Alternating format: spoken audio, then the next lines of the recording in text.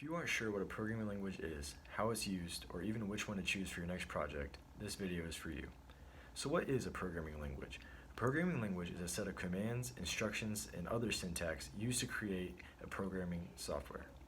Now, to get a little more in-depth, there are two main types of programming languages, high-level and low-level.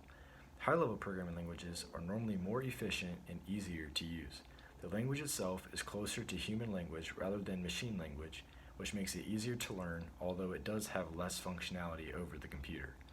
Low-level programming languages are the opposite of high-level. The language is closer to machine and is more difficult to learn, but has a lot more functionality and direct control over the computer. Beyond the two main types of languages, there are also different styles of programming languages. Different languages allow for different types of programming, such as object-oriented, procedural, functional, logical, and database. So now that we know what these languages are, how are they used? Well, there are two main ways to use languages. These are front-end development and back-end development. Front-end development is focused on the user side of applications, such as websites, games, or any software application that people can see, and uses languages like HTML, CSS, and JavaScript. Back-end development focuses on behind-the-scenes coding, like the code that makes the website you access actually pop up, and uses languages like Python, Java, and Ruby.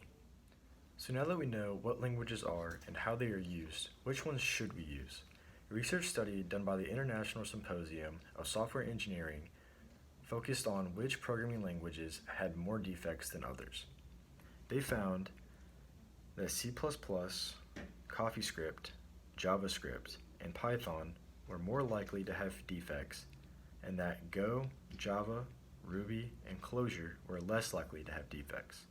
Also, another study done by researchers at the Computer Research Institute of Montreal found that Java was largely favored amongst Twitter.